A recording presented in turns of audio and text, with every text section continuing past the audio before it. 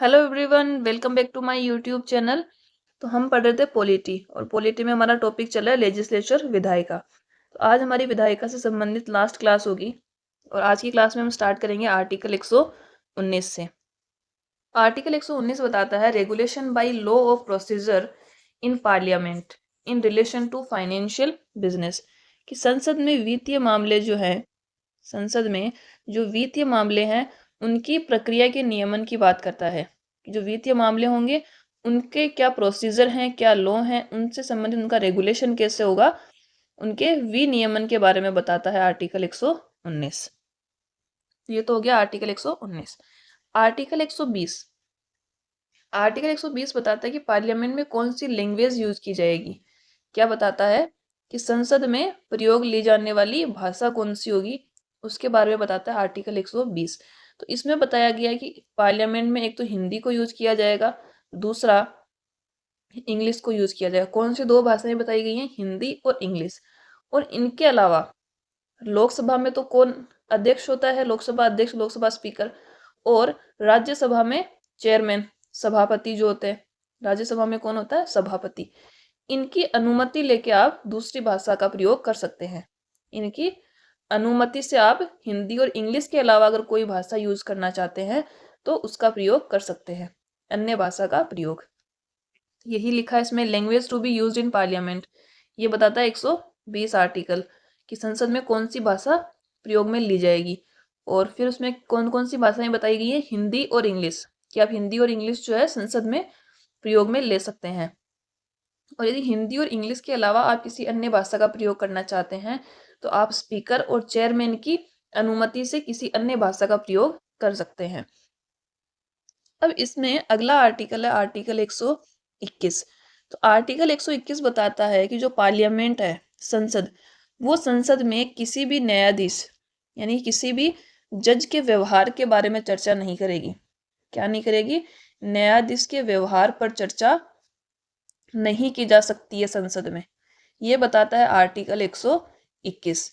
तो इसका मतलब क्या हुआ कि जो पार्लियामेंट है हमारी, वो किसी भी जज के बिहेवियर के बारे में कोई भी डिस्कस नहीं करेगी पार्लियामेंट में। इसका मतलब है कि संसद जो है वो न्यायालय के कार्यों में हस्तक्षेप नहीं करेगी। क्या नहीं करेगी? संसद न्यायपालिका के कार्यों में हस्तक्षेप नहीं करेगी। पार्लियामेंट जुडिशरी में कोई इंटरफेयर नहीं करेगी। पार्लियामेंट जो है वो अपना अलग कार्य करेगी और जो अपनी जुडिशरी है या न्यायपालिका है वो अपना अलग कार्य करेगी। तो इसमें आर्टिकल 121 में ये बताया, लेकिन यदि किसी जज को हटाने के समय, हटाने की प्रक्रिया चल रही हो संसद में, उस समय इसमें चर्चा की जा सकती है। कब की जा सकती है? किसी भी न्यायाधीश को यदि हटाना है, किसी न्यायाधीश को हटाने के समय सदन में इस पर चर्चा की जा सकती है। तो आर्टिकल 121 में हमने तीन बातें देखी। पहली, कि संसद किसी भी न्यायाधीश के व्यवहार पर चर्चा नहीं करेगी पार्लियामेंट के अंदर। तो इसका अर्थ यह है कि संसद न्यायपालिका के कार्यों में हस्तक्षेप नहीं कर सकती है। और दूसरा ये कहा है, यदि किसी न्यायाधीश को हटाने की प्रक्रिया चल रही है तो उस समय उस पर चर्चा की जा सकती है। ये बताता है आर्टिकल 121। इसके बाद है आर्टिकल 122। तो आर्टिकल 122 में तो ये कहा कि पार्लियामेंट जो है वो जुडिशरी के मामलों में हस्तक्षेप नहीं करेगी। 122 में कहा कि जो न्यायालय है या न्यायपालिका है वो संसद के आंतरिक मामलों में हस्तक्षेप नहीं करेगी। क्या नहीं करेगी? संसद के जो आंतरिक मामले हैं उनमें कोर्ट या जुडिशरी जो है वो कोई हस्तक्षेप नहीं करेगा। यानी कि हमारी एग्जीक्यूटिव या हम कहें लेजिस्लेचर और जुडिशरी, वो दोनों इंडिपेंडेंट रहेंगी। कोई भी एक दूसरे के मामले में हस्तक्षेप नहीं कर सकता है। तो आर्टिकल 122 में क्या कहा कि न्यायालय संसद के मामलों में हस्तक्षेप नहीं करेगा। आर्टिकल 121, संसद न्यायपालिका के कार्यों में हस्तक्षेप नहीं करेगी। 122, न्यायालय संसद के मामलों में हस्तक्षेप नहीं कर सकता है। यह है 122। इसके बाद आर्टिकल 123 की बात करें। आर्टिकल 123 है ordinance making power of president. Article 123 क्या बताता है? राष्ट्रपति की अध्यादेश जारी करने की शक्ति। राष्ट्रपति को अध्यादेश जारी करने की शक्ति देता है अनुच्छेद 123। अब अध्यादेश होता क्या है? अध्यादेश एक अस्थायी कानून है। क्या है, एक टेम्पररी लॉ है। अध्यादेश क्या होता है, एक अस्थायी कानून है, लेकिन जब तक ये प्रभाव में रहता है या जब तक इफेक्टिव है, तब तक ये एक जो हमारे नॉर्मल कानून होते हैं उनके भांति ही प्रभावी होता है। क्या होता है कि जब तक ये एग्जिस्टेंस में रहेगा, तब तक जो हमारे संसदीय अधिनियम है या कोई भी लॉ यदि संसद पारित करके बनाती है तो उसके समान ही प्रभावी होता है। तीसरा पॉइंट है कि अध्यादेश जारी करके आप संविधान में संशोधन नहीं कर सकते। आप कानून बना सकते हैं, लेकिन संविधान में संशोधन नहीं कर सकते आप अध्यादेश जारी करके। ये तो बात हो गई अध्यादेश की। उसके बाद अध्यादेश जारी कब किया जाता है, तो अध्यादेश जारी किया जाता है, अध्यादेश जारी किया, इसको हम अगली स्लाइड में देखते हैं।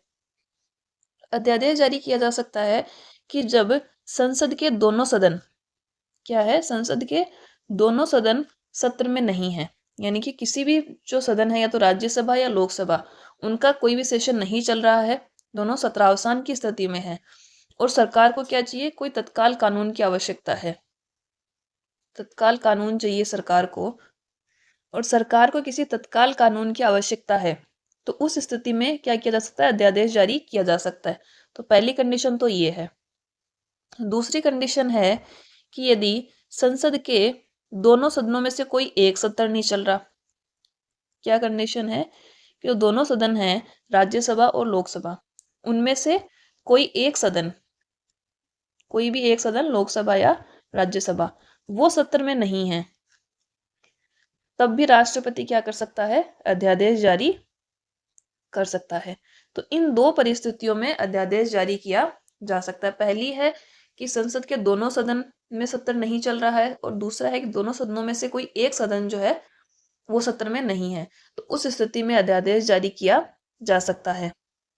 और यदि दोनों सदन सत्र में हैं, यदि दोनों सदन सत्र में हैं, तो उस स्थिति में अध्यादेश जारी नहीं कर सकते। ये तो हो गई अध्यादेश जारी करने की बात की, किन किन परिस्थितियों में अध्यादेश जारी किया जा सकता है। अब अध्यादेश जारी किया गया, उसकी समय सीमा कितनी होगी, तो अध्यादेश 6 महीने तक प्रभावी रहता है। कब तक रहेगा, जिस दिन लागू हुआ उससे 6 महीने तक वो अस्तित्व में रहेगा। 6 महीने के बाद और 6 माह और 6 सप्ताह, ये इसकी अधिकतम अवधि है अध्यादेश की। अब ये समय अवधि क्यों है, क्योंकि दो सत्र के बीच में अधिकतम समय अंतराल होता है 6 महीने का। कि संसद के किसी भी सदन के दो सत्रों के बीच में, किसी भी सदन के दो सत्र हैं, उनके बीच में अधिकतम समयावधि कितनी होती है, 6 महीने। तो 6 महीने तक वो प्रभावी रह सकता है। उसके बाद जैसे ही सदन का, जो संसद का सदन है, उसका सत्र आरंभ होता है, तो सत्र आरंभ होने के 6 सप्ताह तक का समय है कि उसको आप यदि पार्लियामेंट में पारित करवा लेते हैं, तब तो वो क्या बन जाएगा, एक अधिनियम बन जाएगा। लेकिन यदि वो 6 सप्ताह के भीतर भीतर यदि उसको पारित नहीं करवाया गया, तो वो समाप्त हो जाता है। अब संसद को या तो संसद अध्यादेश को समाप्त कर सकती है, या तो संसद अध्यादेश को समाप्त कर सकती है, या फिर राष्ट्रपति स्वयं अध्यादेश को वापस ले सकते हैं। तो अध्यादेश कैसे कैसे समाप्त हो सकता है, या तो संसद उसको पारित ना करे सत्र में आने के बाद, या राष्ट्रपति उसको स्वयं वापस ले ले। तो ये दो कंडीशन होती हैं। तो राष्ट्रपति ने अध्यादेश जारी कर दिया, उसके बाद सदन का सत्र, जब संसद का सदन का सत्र आरंभ होता है, उसके बाद उसको अनुमोदन के लिए रखा जाएगा। तो जब सरकार उसको लोकसभा में पेश करती है, क्या करेगी सरकार, जब उसको लोकसभा में पेश करती है तो उसको उसका कारण बताना पड़ता है। अध्यादेश को जारी करने का क्या बताना पड़ेगा, तात्कालिक कारण, कि उस समय ऐसी क्या जरूरत आ गई थी कि आपको अध्यादेश जारी करवाना पड़ा। तो वो कारण लोकसभा में बताया जाएगा, और जो ये कारण बताया जाएगा, तात्कालिक कारण, उसका क्या कर सकते हैं, न्यायिक पुनरावलोकन किया जा सकता है, उसका जुडिशियल रिव्यू किया जा सकता है। तो ये बात हो गई अध्यादेश के बारे में। तो हमने अभी तक क्या देखा आर्टिकल 123 में, आर्टिकल 123 में हमने क्या देखा कि आर्टिकल 123 राष्ट्रपति को अध्यादेश जारी करने की शक्ति देता है। अध्यादेश एक अस्थायी कानून होता है और यह संसदीय अधिनियम, जो संसद अधिनियम पारित करती है, उसकी तरह ही प्रभावी होता है जब तक ये लागू रहता है। और अध्यादेश के द्वारा संविधान में संशोधन नहीं किया जा सकता। इसके बाद ये क्या है, एक लेजिस्लेटिव पावर है प्रेसिडेंट की। क्या है, विधायी शक्ति देता है ये राष्ट्रपति को। अब जो ऑर्डिनेंस है या अध्यादेश है वो जारी कब किया जाता है, तो उसको जारी किया जाता है संसद के दोनों सदन सत्र में नहीं है और तत्काल किसी कानून की आवश्यकता है। तो एक तो कंडीशन ये है। दूसरी कंडीशन है कि यदि संसद के दोनों सदनों में से कोई एक सदन जो है वो सत्र में नहीं है, तब अध्यादेश जारी किया जाएगा। और यदि दोनों सदन सत्र में हैं, तब अध्यादेश जारी नहीं किया जा सकता। इसकी समयावधि की बात करें तो इसकी समयावधि स्पष्ट रूप से संविधान में उल्लेखित नहीं है। उसमें सिर्फ इतना लिखा गया है कि दोनों सदनों के सत्र प्रारंभ होने के बाद से कितना समय है आपके पास, 6 सप्ताह का समय है। उसमें आपको ये जो अध्यादेश है वो संसद से पास करवाना होता है। तो 6 सप्ताह का समय तो ये हो गया, और सदन के दोनों सत्रों के बीच में 6 महीने का अंतराल होता है। तो 6 महीने ये हो गए। तो अधिकतम समयावधि हो सकती है 6 महीने और 6 सप्ताह। इसके बाद अध्यादेश को या तो संसद समाप्त कर सकती है कोई भी उसको पारित ना करके, या राष्ट्रपति स्वयं जो है वो उसको अध्यादेश को वापस ले सकते हैं। और जब सदन सत्र में आ जाता है उसके बाद उसको पारित करवाने के लिए जब लोकसभा में पेश किया जाएगा तो उसका आपको तात्कालिक कारण बताना पड़ता है कि उस समय कौन सी ऐसी परिस्थितियां थी कि आपको अध्यादेश जारी करवाना पड़ा। और जो तात्कालिक कारण है उनका न्यायालय न्यायिक पुनरावलोकन कर सकता है। इसके बाद इससे संबंधित कुछ संविधान संशोधन है, उनके बारे में भी हम डिस्कस करते हैं अभी। तो इससे संबंधित सबसे पहले कौन सा किया गया, 38वां संविधान संशोधन किया गया। कौन सा, 38वां संविधान संशोधन किया गया। इसमें यह कहा गया कि न्यायालय इसका न्यायिक पुनरावलोकन नहीं कर सकता। इसमें क्या कहा गया था कि इसमें न्यायिक पुनरावलोकन नहीं किया जा सकता। राष्ट्रपति की संतुष्टि ही इसमें अंतिम होती है कि यदि राष्ट्रपति को लगता है कि अध्यादेश जारी किया जाना चाहिए तो उनकी संतुष्टि ही इसमें अंतिम होती है। इसमें न्यायालय के पुनरावलोकन नहीं किया जा सकता। ये था 38वां संविधान संशोधन। उसके बाद इसमें 44वां संविधान संशोधन किया गया। कौन सा किया गया, 44वां संविधान संशोधन। उसमें वापस ये कह दिया गया कि न्यायालय जो है उसकी तात्कालिक कारणों की, उसके जो उस समय के कारण थे उनका न्यायिक पुनरावलोकन या जुडिशियल रिव्यू कर सकता है। ये कहा गया 44वें संविधान संशोधन में। उसके बाद अगला संविधान संशोधन है, अगला संविधान संशोधन इसमें एक केस था डीसी वाधवा केस 1987। कौन सा, डीसी वाधवा केस 1987। उसमें क्या कहा गया, इसमें सुप्रीम कोर्ट ने यह कहा कि कोई भी अध्यादेश है उसको आप संसद में पारित करवाए बिना उसको बार बार जो है उसको आप प्रख्यापित नहीं कर सकते। क्या कहा, प्रख्यापित करने का मतलब है कि आप उसी एक चीज को आप उसमें सदन में तो पास करवाते नहीं हैं और बार बार जब सदन सत्र में नहीं होता है उस समय आप अध्यादेश के माध्यम से उसको लागू कर देते हैं। तो ये कहा सुप्रीम कोर्ट ने डीसी वाधवा केस में। क्या कहा कि एक ही अध्यादेश है उसको संसद में पारित करवाए बिना, क्या कहा, संसद में पारित करवाए बिना क्या कर सकते हैं आप, एक ही लेख को बार बार प्रख्यापित नहीं कर सकते। उसको आप बार बार जो है अध्यादेश के माध्यम से उसको आप लागू नहीं कर सकते। ये कहा डीसी वाधवा केस में। और इसमें यदि ऐसा किया जाता है कि यदि ऐसा करेंगे तो इसमें क्या होगा कि इसका अर्थ क्या है कि कार्यपालिका विधायिका की शक्तियों पे अतिक्रमण कर रही है, क्योंकि कानून बनाने का कार्य किसका है, विधायिका का। कार्यपालिका, और कार्यपालिका की शक्तियों का प्रमुख कौन होता है, राष्ट्रपति। तो राष्ट्रपति एक कार्यपालिका शक्तियों का निर्वहन करता है। तो विधायिका की शक्तियों का अतिक्रमण किया जाता है यदि आप इस तरीके को बार बार दोहराते हैं। इसलिए सुप्रीम कोर्ट ने इसमें ऐसा फैसला दिया था, क्योंकि इसमें हम फॉर एग्जाम्पल लें तो बिहार में 1967 से लेके 1981 तक एक ही अध्यादेश को जो है वो 256 बार जो है उसको अलग अलग तरीके से उसको अध्यादेश के रूप में जारी किया गया और अध्यादेश की शक्ति का क्या किया गया, इसमें दुरुपयोग किया गया। इसलिए सुप्रीम कोर्ट ने ये फैसला दिया था। तो हमने इसके बारे में दो तो संविधान संशोधन देखे और एक केस देखा। पहला संविधान संशोधन था 38वां संविधान संशोधन।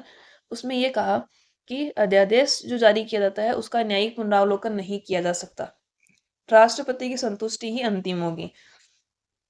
फिर 44वां संविधान संशोधन किया गया। उसमें यह कहा कि जो तात्कालिक कारण थे अध्यादेश जारी करने के, उनका न्यायिक पुनरावलोकन किया जा सकता है। फिर डीसी वाधवा केस आया 1987 में। उसमें सुप्रीम कोर्ट ने यह निर्णय दिया कि आप एक ही अध्यादेश को आप संसद में तो उसको पास करवा नहीं रहे हैं और बार बार उसको अध्यादेश के माध्यम से ही उसको आप जब सदन सत्र में नहीं होते उस समय आप उसको लागू करवा देते हैं। तो ऐसा नहीं किया जा सकता। तो क्या कहा कि संसद में पारित करवाए बिना आप एक ही लेख को बार बार प्रख्यापित नहीं कर सकते, क्योंकि ऐसा करने पर क्या होता है कि कार्यपालिका विधायिका की शक्तियों का अतिक्रमण करती है। तो इसलिए सुप्रीम कोर्ट ने यह फैसला दिया था, क्योंकि इसका बहुत दुरुपयोग किया जा रहा था कि जैसे कि बिहार में 1967 से 1981 के बीच में 256 अध्यादेश जारी किए गए। इसलिए ये फैसला डीसी वाधवा केस में दिया गया था। तो ये हो गया हमारा आर्टिकल 123 कंप्लीट हो गया। इसमें यहाँ पे अध्यादेश जारी करने की शक्ति और इसके साथ ही हमारी विधायिका कंप्लीट होती है। आगे हम स्टार्ट करेंगे सुप्रीम कोर्ट। तो विधायिका को अच्छे से जो भी क्लासेस हैं विधायिका की उनको आप एक बार रिवाइज कीजिए और आगे मिलते हैं कल। तब तक के लिए धन्यवाद।